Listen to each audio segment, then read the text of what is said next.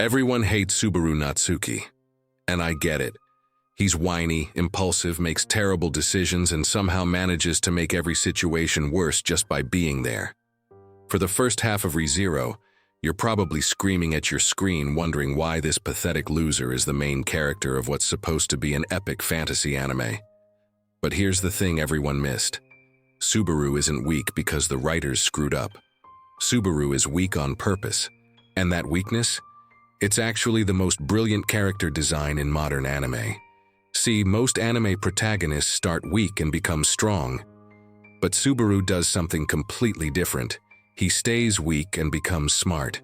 And in doing so, he reveals something profound about what real strength actually looks like in the modern world.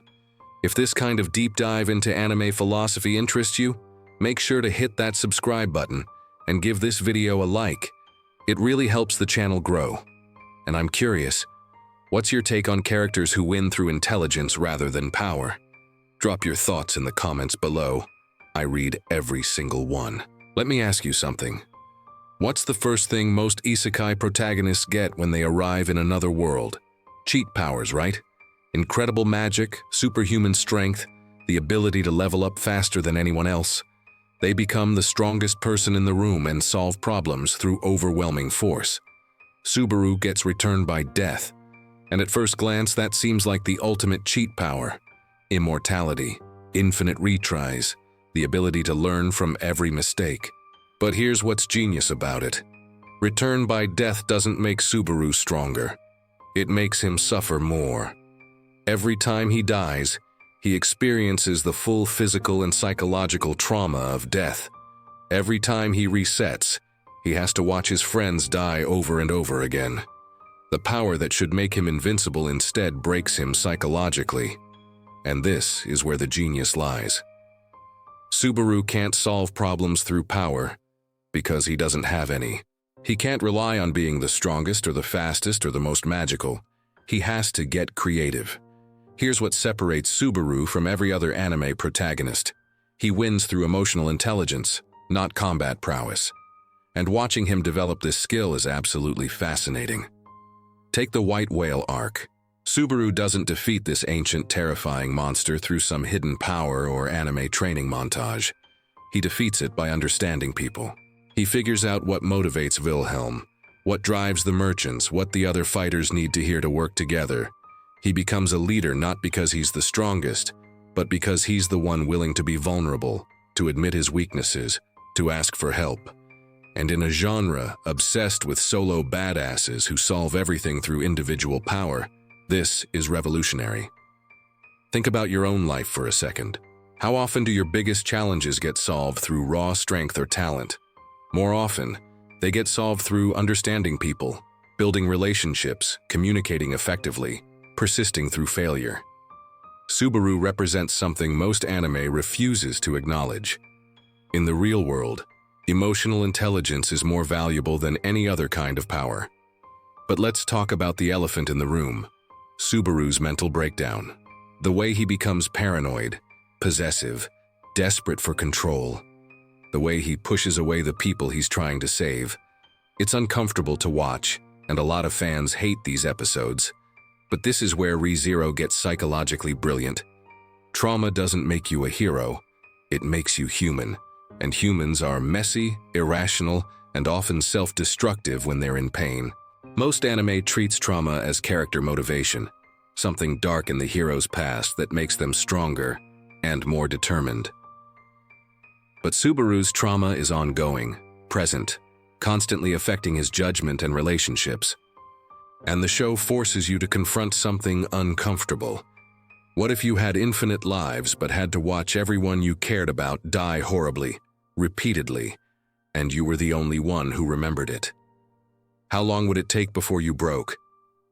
Subaru's breakdown isn't a character flaw. It's the natural human response to an impossible situation, and his recovery isn't about becoming tougher or more powerful.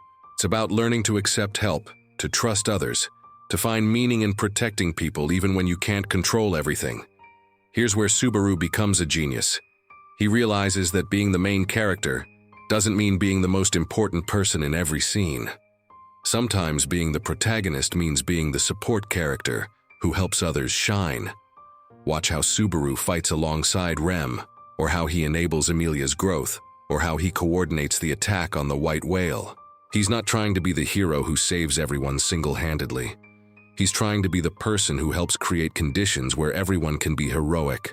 This is such a mature understanding of leadership, and it's almost never seen in anime. Most protagonists are black holes that suck all the agency and importance away from everyone else. But Subaru actively tries to distribute agency, to make other people feel capable and valued. And this isn't just good character writing. It's a philosophy of living. How often do we try to be the main character of every interaction instead of helping others feel heard and important? Let's break down exactly how Subaru solves problems, because it's genuinely brilliant. First, he gathers information, not through exposition dumps or magical knowledge, but by talking to people, observing carefully, dying repeatedly until he understands the full scope of the situation. Second, he identifies what everyone needs. Not what he thinks they need, but what they actually need to feel motivated and capable. Third, he figures out how to give them what they need while working toward the larger goal. He becomes a facilitator rather than a dictator. Finally, he executes plans that rely on everyone's strengths while accounting for his own weaknesses. This is basically a masterclass in project management disguised as a fantasy anime. And it works because Subaru understands something most protagonists don't. Complex problems require collaborative solutions. There's this scene where Subaru breaks down crying in front of everyone, admitting that he's scared, that he doesn't know what he's doing, that he needs help. In most anime, this would be the moment where the protagonist is written off as weak and pathetic. But in ReZero, this becomes Subaru's greatest strength. His willingness to be vulnerable, to show his fears and limitations, creates space for other people to step up and support him. And this is psychologically accurate.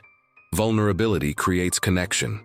Admitting weakness gives others permission to admit their own weaknesses. Asking for help makes people feel needed and valuable. Subaru figured out what most of us are still learning. Strength isn't about never needing help. Strength is about being brave enough to ask for help when you need it. But here's the deepest level of Subaru's genius. He learns to accept that some things are outside his control. And this is where he transcends most anime protagonists entirely. Most shonen heroes operate on the assumption that with enough determination and power, any problem can be solved. But Subaru learns that some people will die no matter what he does. Some problems don't have perfect solutions. Some suffering can't be prevented. And instead of becoming cynical or giving up, he learns to find meaning in the things he can control. His own choices, his own growth, his own compassion. This is essentially Buddhist philosophy disguised as isekai anime. The idea that suffering is inevitable, but that we can choose how to respond to it. That attachment to outcomes causes more suffering than the outcomes themselves. So why is Subaru a genius? Because he represents a completely different model of heroism. Instead of individual power, collaborative strength. Instead of avoiding weakness, accepting and working with it. Instead of trying to control everything, focusing on what you can actually influence. In a world where most media tells us that strength means never needing help, Subaru shows us that real strength means building systems where everyone can help each other. In a world where most stories glorify the individual genius who solves everything alone, Subaru demonstrates that the most complex problems require diverse skills and perspectives. Everyone hates Subaru because he holds up a mirror to our own limitations and fears. He's not the fantasy of who we wish we could be. He's the reality of who we actually are when we're scared, overwhelmed, and out of our depth. But that's exactly why he's brilliant. Because he shows us that you don't need to be perfect to make a difference. You don't need to be the strongest person in the room to lead effectively. You don't need to have all the answers to help solve problems. You just need to be willing to try, to fail, to learn, and to try again.